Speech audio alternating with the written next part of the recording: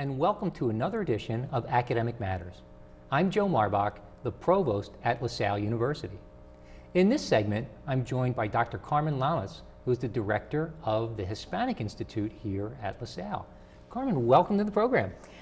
Thank you, Joe, and thank you for having me on Academic Matters. It's a great pleasure. And Carmen, you're relatively new at Salle, started back in June. So tell the folks at home a little bit about your background and how you ended up here at Salle. Great. Well, I'm a scholar of the 19th century, Latin American and Latino literature, and I got my PhD here at Penn. So I'm familiar with Philadelphia and loved my experience here in Philly. After I finished at Penn, I taught at Amherst College and at Columbia. And when I saw the opportunity at Salle, I jumped on it. Because for Amherst College, I had the experience of a small college environment. Mm-hmm. At Columbia and Penn, it was the urban setting. And Salle brought both of these experiences together. And I also have a master's from Georgetown University. Okay. So this it was the whole package in a sense. And I was very excited when the opportunity came. Okay. And in terms of the whole package, in addition to directing the Hispanic Institute, you're also an assistant professor in the Department of Foreign Languages. Yes. Mm-hmm. So let me talk about both sides, both hats you wear, I guess. Mm-hmm. What's going on in Hispanic Institute? If you can tell the folks at home a little bit about its background and history and some of the programs that we're running out of the Hispanic Institute. Great. Well, the Hispanic Institute was founded in 2005 by Dr. Luis Gomez, who is still in the faculty, but he is now the interim chair of the Department of Foreign Languages and Literatures.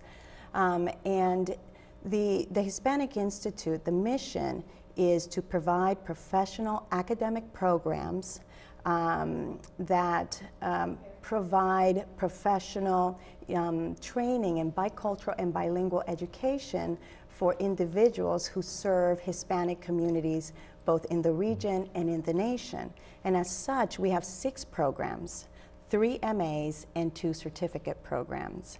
And the MAs include both MAs in teaching English as a second language. Mm-hmm. We have an MA in bilingual and bicultural studies. And what's incredible about that degree is that you can get an MA and learn Spanish from scratch and learn about the Latino community and get an MA in the process. Like a lot of people want to learn Spanish, they get the cassettes or they take a few courses, but you don't end up with an MA at the end. Mm-hmm. And that degree that we have allows that. We also have a brand new degree that just started in January of 2012, which is a Master's in Translation and Interpretation. And we are the only university in the region from New York to DC to offer this degree, and one of the few in the country. And it really trains professionals to be master interpreters and translators in the health, legal, and business professions. Mm-hmm. And then we also have certificate programs, which are certificates in interpretation, certificates in translation, and finally we have certification in English as a second language. And this is mainly for teachers. Okay. And now in the state of Pennsylvania with ESL certification, you work with English language learners. And we actually have a collaboration that we've had for years with the School District of Philadelphia, mm-hmm. and they send us their teachers, and we are on the 3rd cohort of this cycle, so 20 to 25 teachers from the School District of Philadelphia are here, right now, this evening, taking courses. Oh, okay. Mm-hmm. So in terms of the Hispanic Institute, you're really dealing mostly with an adult population, mm-hmm. Professional population, mm-hmm. And I want to come back to that master's degree in translation and interpretation because it is, as you said, it's unique, and it's also providing a skill set that's in very large demand, particularly given demographic changes in the United States and in our region, with the Latino population as the fastest growing demographic segment of the population. Where are we placing people? I understand in terms of the legal education, there's most states have a test mm-hmm. that you have to pass, mm-hmm. and it has a very low pass rate, mm-hmm. but our students mm-hmm. surpass that test pass rate. if I'm not mistaken. They do, and we are, when it comes to translation and interpretation, it is a field that is in the process of professionalizing itself with the American Translators Association, and now for example, we partner a lot with the Delaware Valley Translators Association. So we are, by offering a master's, we are actually helping the field professionalize itself, as many of the positions that were kind of taken for granted. For example, on a hospital floor, you would just work with the nurse who knew Spanish. But there was the one nurse, and you had X amount of patients. So as we begin to serve more and more Hispanics and other languages. We happen to be the Hispanic Institute, so we work with Spanish, but this is, of course, a national experience that we're having. The need to have trained interpreters, in particular with consecutive and simultaneous interpretation, has become more of a professional and legal mandate.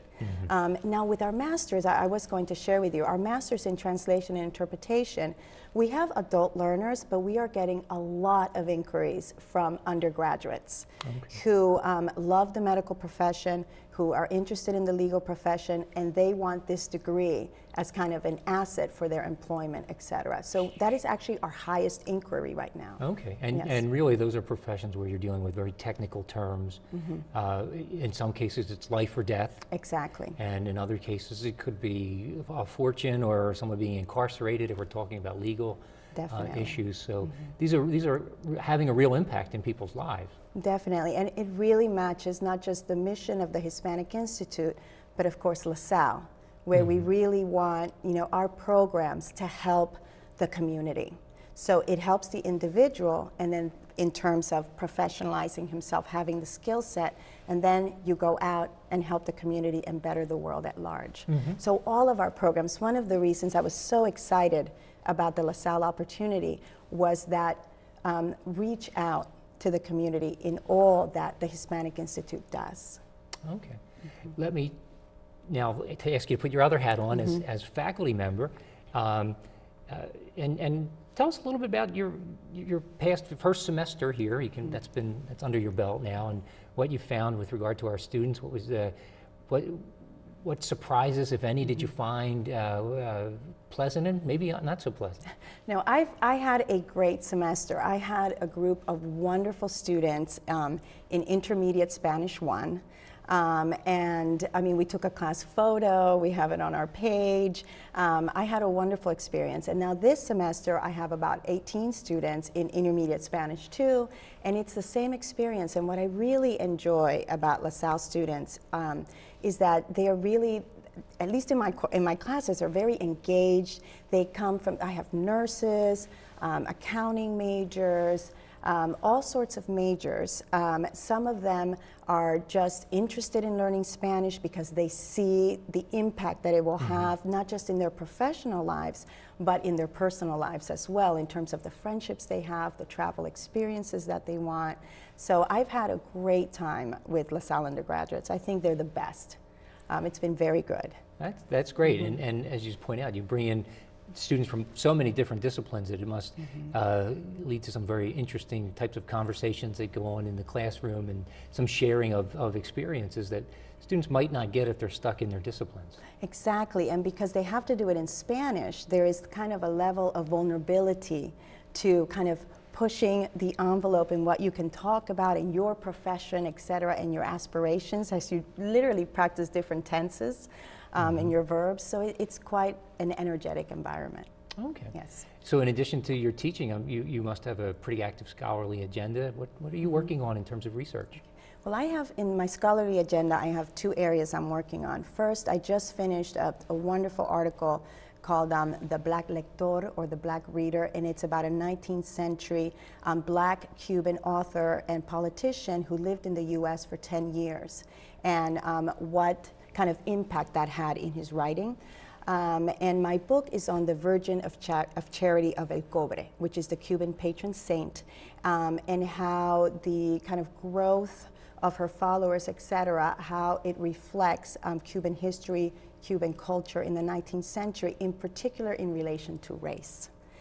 So that's the academic part, but another part that's really exciting is that myself with a group of scholars in Chicago, in California, and in Florida, we are starting a Latino Studies Association that is international and interdisciplinary.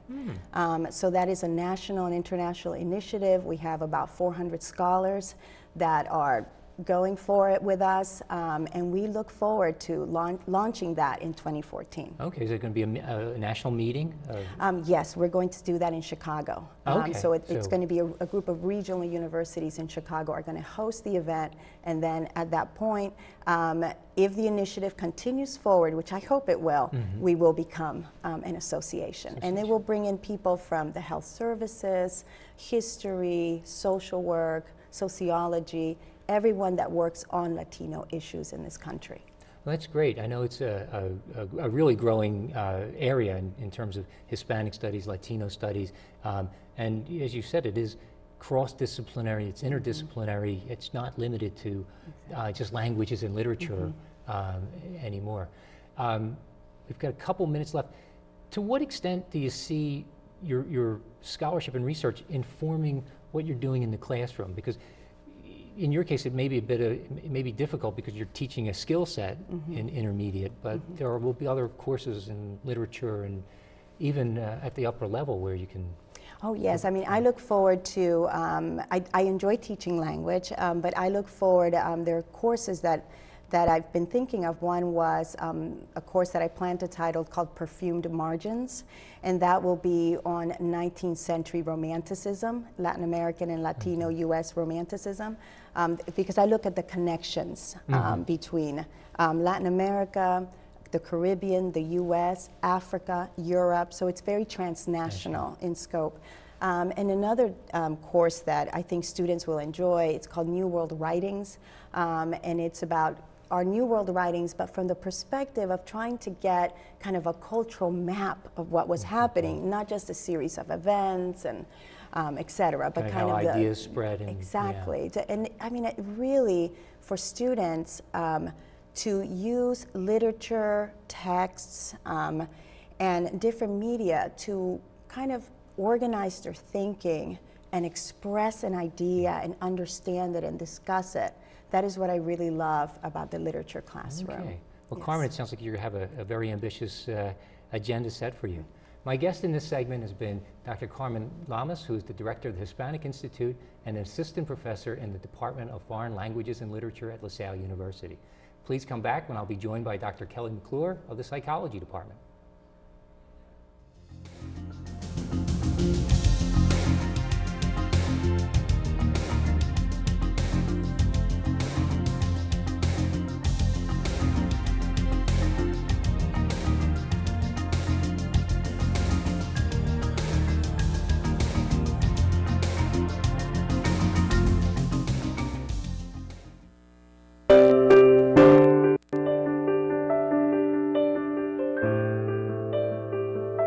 At what age is the color that your skin was meant to be no longer beautiful?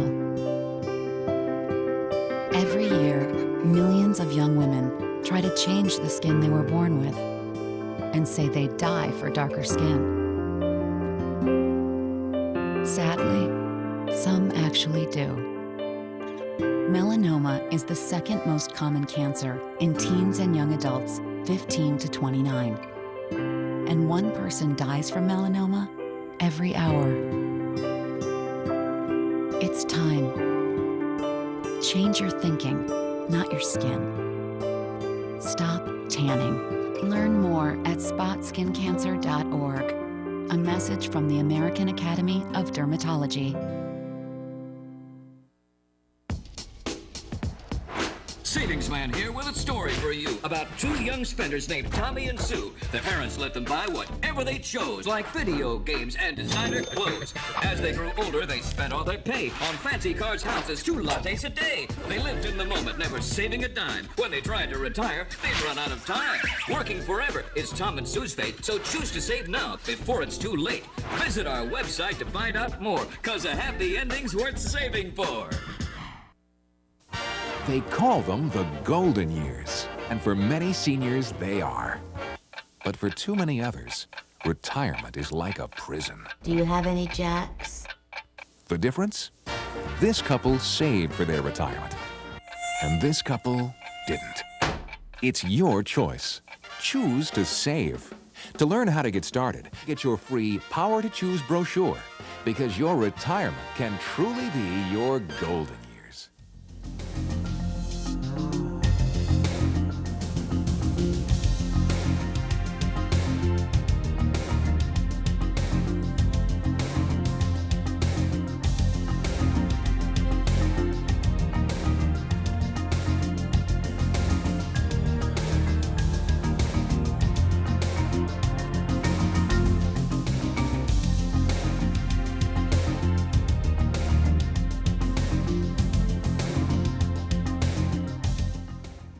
Welcome back to Academic Matters. Once again, I'm Joe Marbach, the provost here at LaSalle University.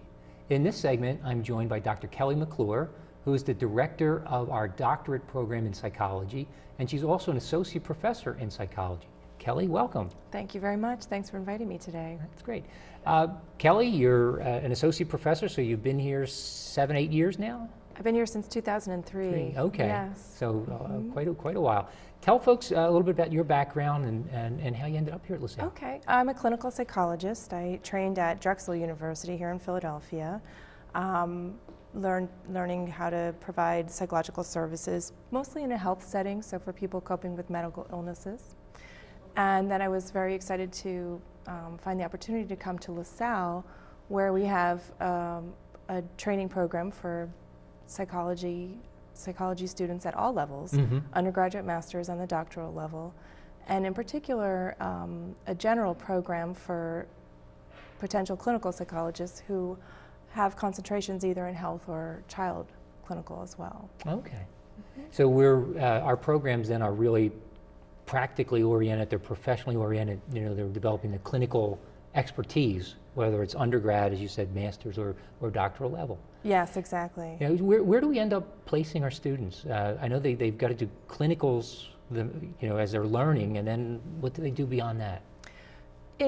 After graduation, our doctoral alumni have a variety of jobs. So because our program is so broadly oriented, meaning that we cover a wide variety of skills and also across the whole developmental spectrum, our alumni actually are employed in 23 different types of settings. Okay. So they're very marketable to a variety of settings.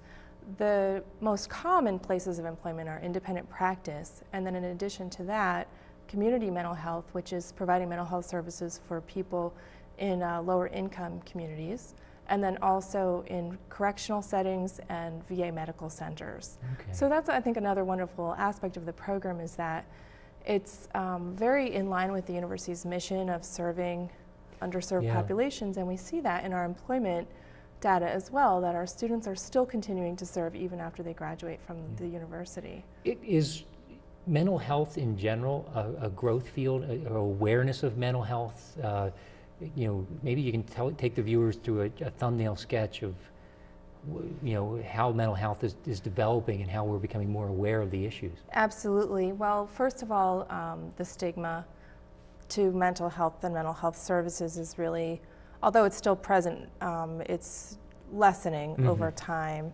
And then there are a couple of things that are happening in the country that are really creating jobs for psychologists, and where the psychologists really have an opportunity to make important contributions.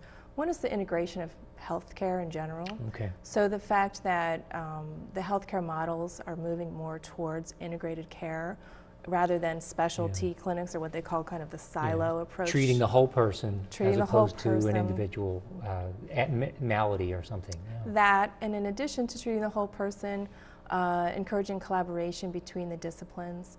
One area where psychologists can really contribute to that is in assisting patients in adhering to their medications. So that's really a behavior that people can do, and where psychologists really have expertise in how to assist people in taking things that are being prescribed to them. Yeah. I guess a real challenge for folks. Absolutely, absolutely. And in addition to that, assisting with some of the health prevention, so things like eating healthy, exercising, doing things that would prevent other potential chronic illnesses in the future. So psychologists have a unique role in that area. In addition to that, there are a lot of new jobs in the VAs. So as our veterans are coming home, and as more of our veterans are living with long-term injuries and also coping with post-traumatic stress, psychologists are, again, providing a unique service in assisting those veterans as they reintegrate into civilian life and also cope with their long-term injuries. In addition to that, we have several alumni who have and are actively serving in the military. Okay, Yes. and then helping the troops directly then. Yes. In that regard. Okay. Now, you know, you're very humble, so I'm going to make you brag a little bit. The doctorate in psychology, or the PsyD as we call it on campus, which was our first doctoral program, is very difficult to get into. It's one of our most selective programs on campus. In some cases, I like to tell people it's easier to get into Ivy League schools than it is to get into this program. What is the acceptance rate, and how difficult, how challenging is it to get into our program? Absolutely. About 10% of the people who apply to our program actually are able to begin the program the following year. So you'll get 250 applications for 25 seats? For 25 seats, exactly. Okay. Exactly. So it's very competitive.